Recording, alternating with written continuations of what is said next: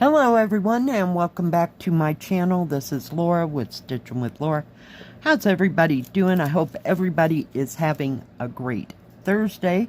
Well, today, as you can see, I brought back an old favorite. This is beautiful scenery of park, and I got it from AliExpress a few years back. And today we're going to be working on this pathway right here, and the color is 3856 instead of 3865, and it's kind of a pale mustard color. So yeah, I thought, why not? I saw it sitting there and, you know, gotta do it, right? Oh my goodness. Yeah, where is my needle here? Oh goodness. Well, looking forward to my days off. It's just been kind of, it's all right at work. I mean, it wasn't busy. It was kind of steady there when I first got there, but as it has been going all week, it was just kind of flat between 7 and 9. A few people coming and going. Some people just get gas. Some people come in. So, yeah. So I thought, well, just need a stitch with me. Just to sit down and somewhat calm my nerves. Oh my goodness. We'll be working on the butterfly sometime today. Just not sure when that's gonna get to be. I do have to go to the grocery store. Yay! But it should be pretty calm there by the time I get there. But no other grand plans, if you will.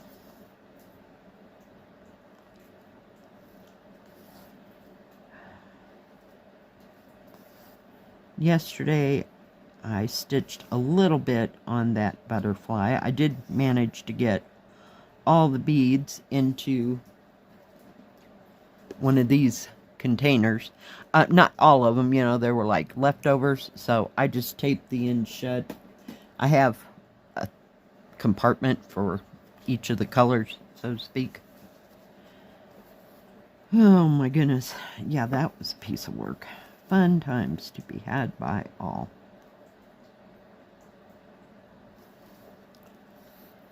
But that was about all I stitched on.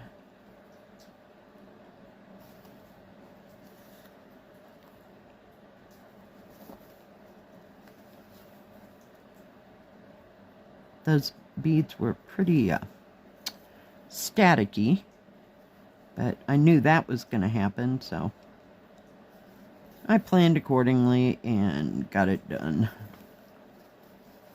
And that way I can just pick it up and work on it a bit this weekend. I want to get back to my, we'll call them the beaded ladies. I haven't stitched on that in a little bit. The other night I was stitching on Colorful Town. So, got a few things done on it, but it never really looks like you've made a whole bunch of progress, believe me. So, I just pick a color and perhaps an area where I'd kind of like to finish it up and just work in that area until I can't stand it anymore, and then I get another one. And that thing, it changes colors a lot.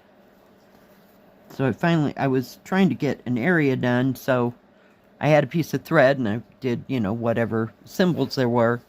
And then I went to where there was more symbols, like further across over here. And I parked it.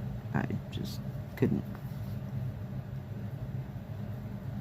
Because I was knee deep into, excuse me, confetti.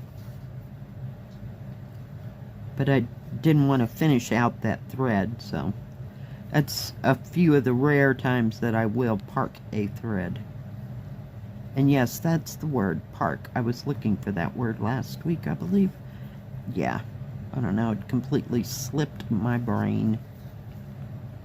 Because I don't do it that often, but when I'm trying to accomplish an area, I'll just leave whatever's left of the thread right where it's supposed to get stitched on. Yeah, and that works. You know, I usually don't have 3 or 4 threads going at a time. It depends, you know, how it is. I know Jill has this of Jill Green. It's my friend in the UK. She has this one as well. But hers is counted. She's got a large amount of it done. I don't think I could handle this and counted. Holy goodness. It's got its moments, but other than that, it's got bigger areas. It's not quite so totally confettied like some of them are. I have to organize this front room because it's about to drive me to distraction. It's stuff, and more stuff. And the Christmas, some of them have to go back where I got them. And then I want to get out just the ones that, you know, you've seen me stitch pretty consistently. And that's about 10 or 12 of them right here in the front room, or some of my favorites. So it's the year of the snake. Don't expect me to have too many snake cross stitches. I am not a lover of snakes, so. But I got my dragon, so I'm totally happy.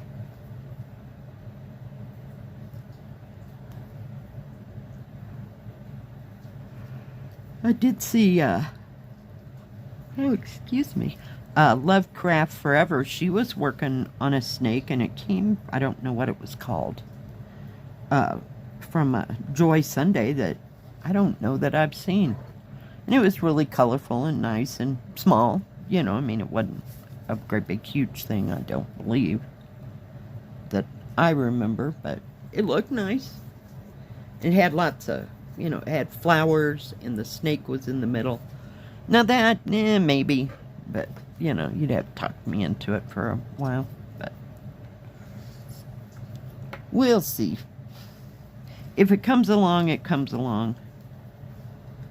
You know, like if I see it at one of the stores or something. Because I have no idea. Like I said, I've never seen it before, so I have no idea how new or how old it is. I do have that, I think it was a snake and a parasol.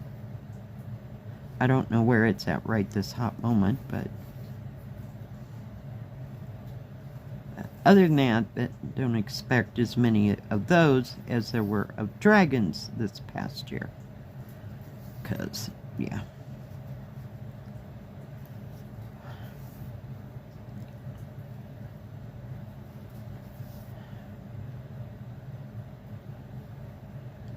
True snake story. 2 of them, actually. First one takes place in Wyoming, and my kids were like in elementary school, and we had this little white dog. I mean, it was more of a puppy. I mean, it was about 6 months old. And we were up fishing somewhere in Wyoming, and we were walking down this path. So there was like a, what do you call it?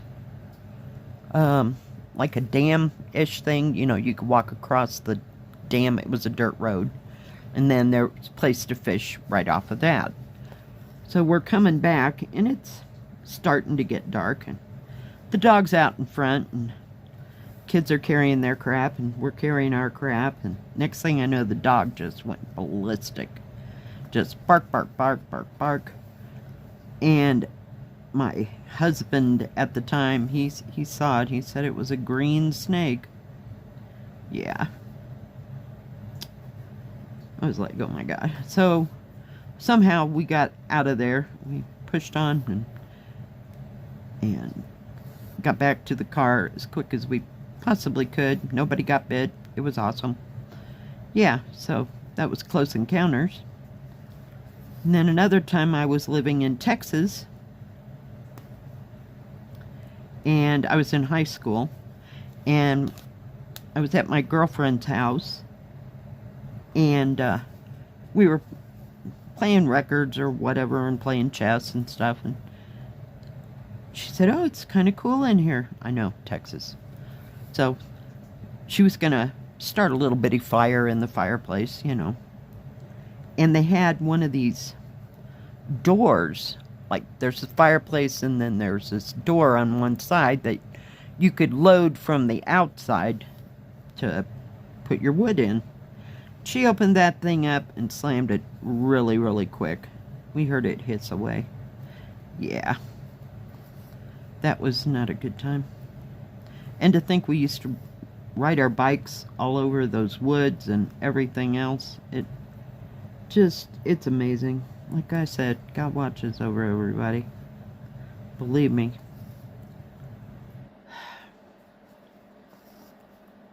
So yeah, that's about as close as I want to ever get to any kind of snakes. We didn't even analyze what kind it was at either one of those times. Whoops, I gotta go this way. Yeah. Didn't care, but we're moving on. Yeah. When I lived in Kansas, I had a friend there, and they had an older house, you know, like one that was built in like 1920s. She was an older lady, so the house was quite old. And it had pocket doors. And she was telling me that they went to, I guess they'd take them out, you know, and like refinish them and wax them or whatever they were doing with it. But they took it out, and there was a whole nest of, what do you call them? I want to say cottonmouth, is that right? Yeah, in there. So they had to call somebody to take that all away. So, yeah, no, we're good.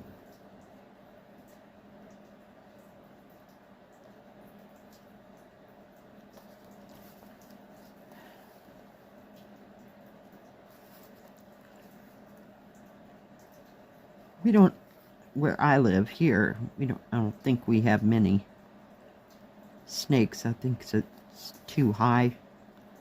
But we don't go tromping around in the woods until there's been a hard freeze, so.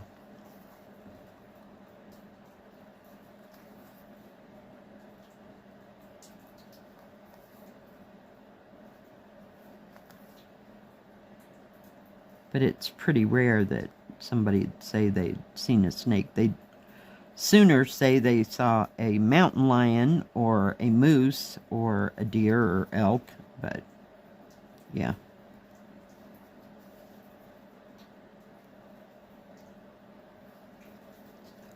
So those, you know, they're a little bit easier to avoid. I'm trying, guys.